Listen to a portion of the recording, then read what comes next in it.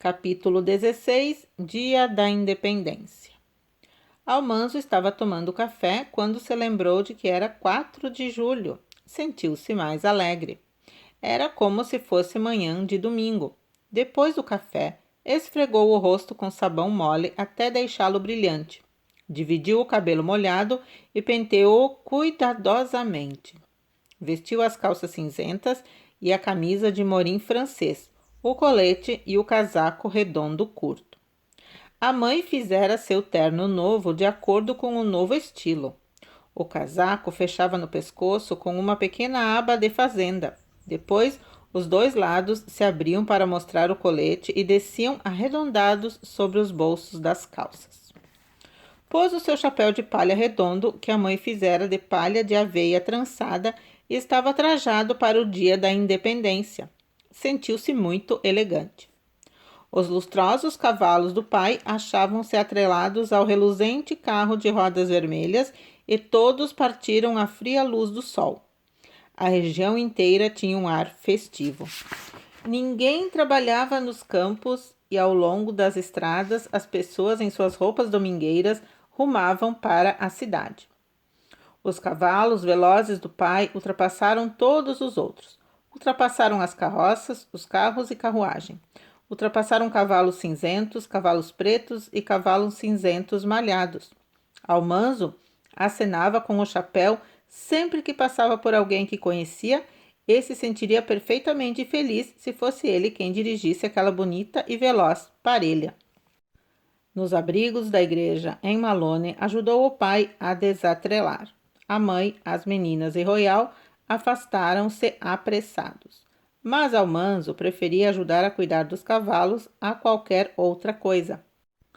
Não podia dirigi-los, mas podia amarrar-lhes os cabrestos, afivelar-lhes as mantas, acariciar seus macios focinhos e dar-lhes feno. Depois, em companhia do pai, atravessou as calçadas cheias de gente. Todas as lojas estavam fechadas, mas as damas e os cavalheiros caminhavam de um lado para o outro, conversando. Meninas de saias farfalhantes levavam sombrinhas e todos os meninos estavam vestidos como Almanzo. Havia bandeiras por toda parte e na praça a banda tocava Yankee Doodle. Pífaros e flautas tocavam e os tambores ressoavam com o seu som característico. Até os adultos tinham de acompanhar o ritmo da música, e lá no canto da praça havia 2 canhões de bronze. A praça não era apropriadamente quadrada. A estrada de ferro fazia triangular. Era cercada e coberta de grama. Havia filas de bancos sobre a grama e todos se sentavam neles, como na igreja. Almanzo foi com o pai para um dos melhores bancos da frente. Todos os homens importantes paravam para apertar a mão do pai.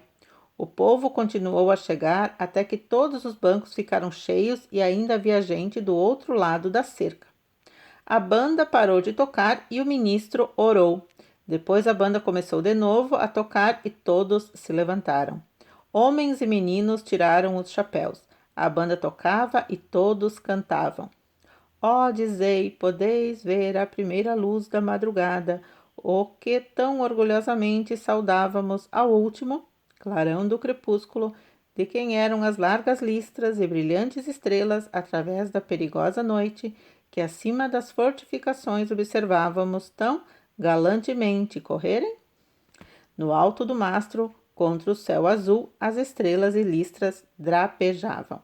Todos olhavam para a bandeira nacional americana e Almanzo cantou com todas as suas forças. Então todos se sentaram e um congressista ficou de pé na plataforma. Lenta e solenemente leu a Declaração da Independência. Quando, no curso dos acontecimentos humanos, se torna necessário a um povo assumir entre as potências da terra posição separada e igual, consideramos auto-evidentes essas verdades, de que todos os homens foram criados iguais. Almanzo sentiu-se solene e muito orgulhoso. Depois, 2 homens pronunciaram longos discursos políticos. Um acreditava em tarifas altas e o outro acreditava no comércio livre. Todos os adultos ouviam atentamente, mas Almanzo não compreendia muito bem os discursos e começou a sentir fome. Ficou contente quando a banda recomeçou a tocar. A música era muito alegre. Os músicos da banda, em seus uniformes azuis e vermelhos com botões de metal, sopravam jovialmente enquanto o tambor ruflava ratatá. Todas as bandeiras tremulavam ao vento e todos se sentiam felizes, porque eram livres e independentes e aquele era o dia da independência. E já era tempo de almoçar. Almanzo ajudou o pai a alimentar os cavalos enquanto a mãe e as meninas espalhavam os objetos do piquenique na relva do pátio da igreja. Muitos outros também estavam fazendo piquenique ali. Depois de ter comido tudo quanto pôde, Almanzo voltou à praça.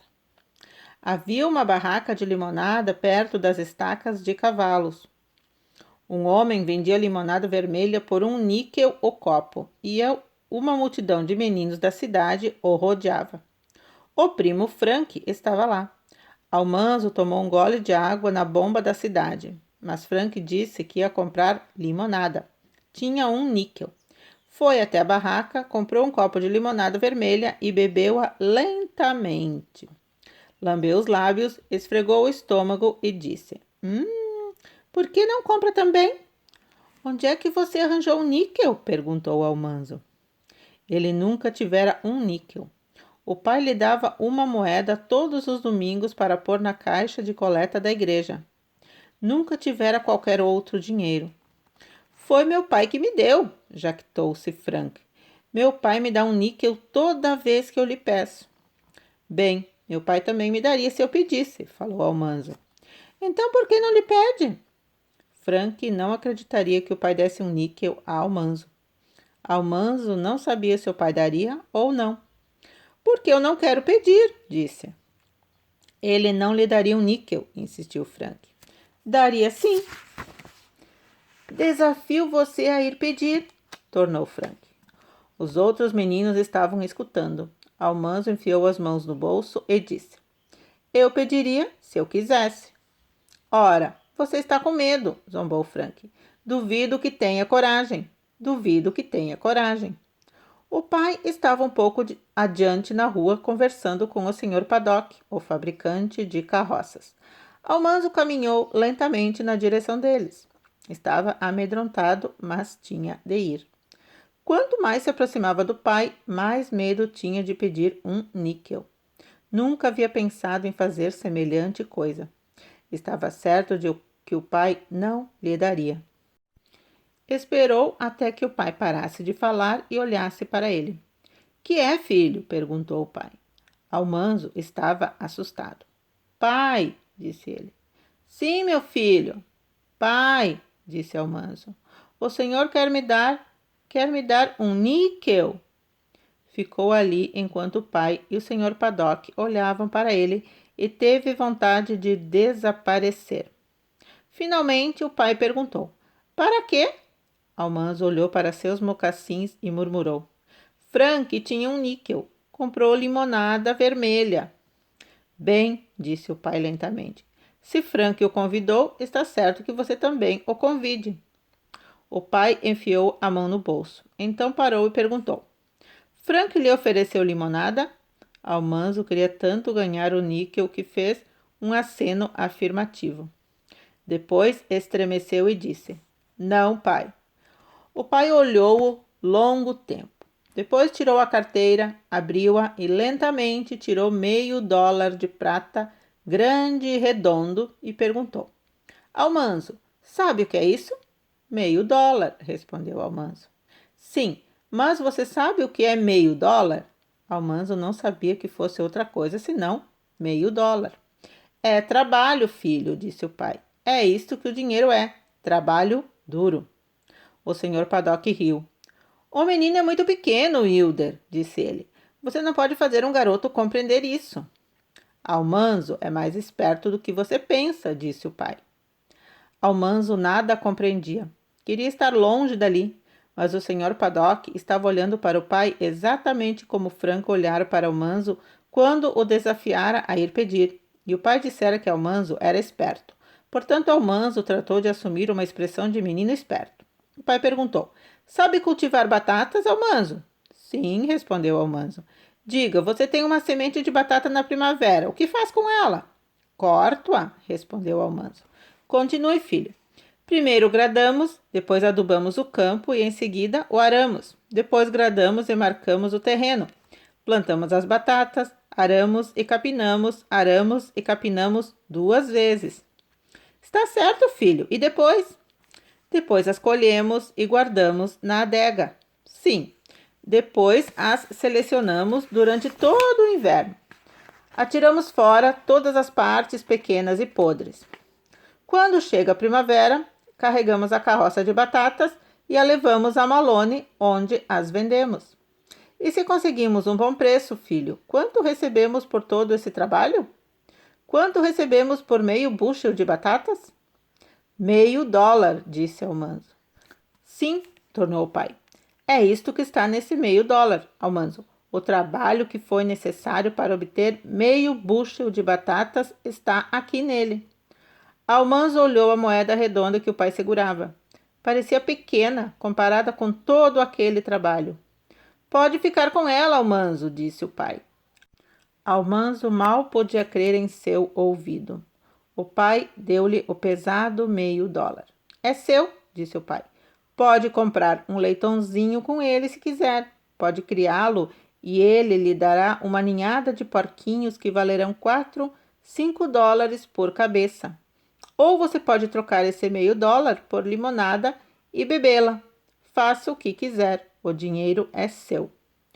Almanzo esqueceu de agradecer. Segurou o $0,5 por um instante, depois enfiou a mão no bolso e voltou para junto dos meninos, perto da barraca de limonada. O homem gritava: venham cá, limonada gelada, limonada vermelha, apenas 5 centavos o copo. Apenas meio dime, limonada vermelha bem gelada, a 20ª parte de $1. Frank perguntou a Almanzo: onde está o níquel? Ele não me deu um níquel, disse Almanzo, e Frank berrou: ha, ha, ha, eu não disse? Ele me deu $0,5, tornou Almanzo. Os meninos só acreditaram depois que ele mostrou a moeda. Então se agruparam à sua volta, esperando que ele a gastasse. Mostrou-a a todos. Depois tornou a guardá-la no bolso. Vou dar uma volta por aí, disse ele, e comprar um bom leitãozinho. A banda veio marchando pela rua e todos eles correram a acompanhá-la. A banda ondulava gloriosamente na frente, depois vinham os corneteiros soprando, em seguida os tocadores de pífaros e os tocadores de tambor martelando com as varetas. A banda marchava rua acima e rua abaixo, com todos os garotos acompanhando-a, e então parou na praça, junto dos canhões de bronze. Havia centenas de pessoas aglomeradas ali para observar. Os canhões apoiavam-se em seus suportes, apontando para o alto. A banda continuava a tocar. 2 homens gritavam ininterruptamente: recuem, recuem! E outros homens derramavam pólvora negra na boca dos canhões, comprimindo-a depois com buchas de pano presas em compridas varetas. As varetas de ferro tinham 2 cabos e 2 homens as puxavam e empurravam, comprimindo a pólvora negra no fundo dos canos de bronze. Depois todos os meninos correram a buscar capim e mato ao longo dos trilhos da estrada de ferro. Trouxeram mãos cheias para junto dos canhões e os homens enfiaram o mato nos canos e o comprimiram com suas compridas varetas. Uma fogueira ardia junto dos trilhos da estrada de ferro e compridas barras de ferro aqueciam-se nela. Quando todo o mato e capim ficou bem comprimido contra a pólvora dos canhões, um homem apanhou mais um pouco de pólvora na mão e encheu cuidadosamente os 2 ouvidos dos canos. Agora todos gritavam: recuem, recuem! A mãe segurou o braço de Almanzo e fê-lo afastar-se com ela. Ele disse: ora, mãe, estão carregados apenas de pólvora e mato. Não vou me machucar, mãe. Terei cuidado, juro. Mas ela o fez afastar-se dos canhões. 2 homens tiraram da fogueira as compridas varas de ferro. Todos se achavam imóveis, observando. Ficando de pé atrás dos canhões, os mais afastados que podiam, os 2 homens esticaram as barras e encostaram suas extremidades rubras nos ouvidos dos canhões. Uma pequena chama, como a de uma vela, elevou-se da pólvora. As pequenas chamas lá ficaram ardendo. Ninguém respirava e então, bum! Os canhões saltaram para trás. O ar encheu-se de pedacinhos de capim e de mato. Almanzo correu com os outros meninos para sentir as bocas quentes dos canhões. Todos soltavam exclamações sobre o grande estampido que haviam produzido. Foi esse barulho que fez os casacas vermelhas fugirem, disse o Sr. Paddock ao pai. Talvez, respondeu o pai, acariciando a barba, mas foram os mosquetes que ganharam a revolução. E não esqueça que foram os machados e os arados que construíram este país. Pensando bem, é isso mesmo, tornou o Sr. Paddock. O dia da independência terminara, os canhões foram disparados e nada mais havia a fazer senão atrelar os cavalos e rumar para casa a fim de fazer as tarefas noturnas. Naquela noite, a caminho da casa com o leite, Almanzo perguntou ao pai.